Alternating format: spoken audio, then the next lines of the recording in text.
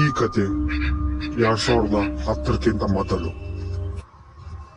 ಬೆಂಗಳೂರೊಳಗ ಒಬ್ಬ ಹುಡುಗ mid class family ಒಳಗ ಅವ್ರ ತಂದೆಯವರು ಬ್ಯಾಂಕ್ ಕೆಲಸ ಮಾಡ್ತಿದ್ದರು, ಅವರಮ್ಮ ಟೀಚರ್.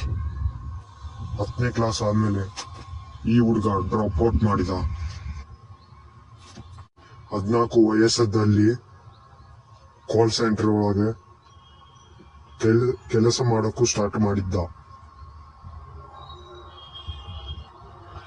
ಇನ್ನೊಂದ್ ಸೈಡು ಬ್ರೋಕರ್ ರಾಜ್ ನಡೆಯುತ್ತಿತ್ತು. ಎಕ್ಸಾಂಪಲ್, ನೀವು ಇನ್ವೆಸ್ಟ್ ಮಾಡಿದ್ರೆ 1000 rupees, ನೀವು 1% ಇಲ್ಲ 1.5% ಕೊಡ್ಬೇಕಾಗ್ತಿತ್ತು. 1000 rupees ಇಲ್ಲ 1500 ಕೊಡ್ಬೇಕಾಗ್ತಿತ್ತು. ಆದರೆ ಇಂದ ಬರೀ 20 ರೂಪಾಯಿ ಒಂದು ಟ್ರೇಡಿಗೆ ಕೊಡ್ಬೇಕಾಗ್ತಿತ್ತು. ಇನ್ವೆಸ್ಟ್ಮೆಂಟ್ 0. ಮತ್ತೆ ಸಿಂಪಲ್ ಆಪ್ ಮಾಡಿದ್ದರು.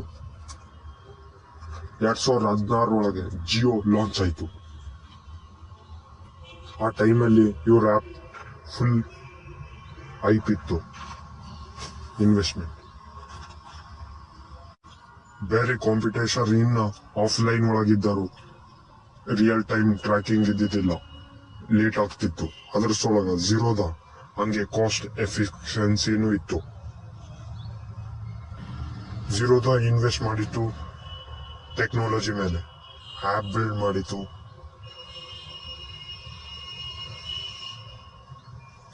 ಟ್ರೇಡರ್ಸ್ ರಿಯಲ್ ಟೈಮ್ ಒಳಗ ಟ್ರೇಡ್ ಮಾಡಿದ್ರು. ಅದೇ ಟೈಮಾಗ 2020 ಕೋವಿಡ್-19 ಅದೇ ಟೈಮಾಗ ಕೋವಿಡ್-19 ಬಂದಿತ್ತು.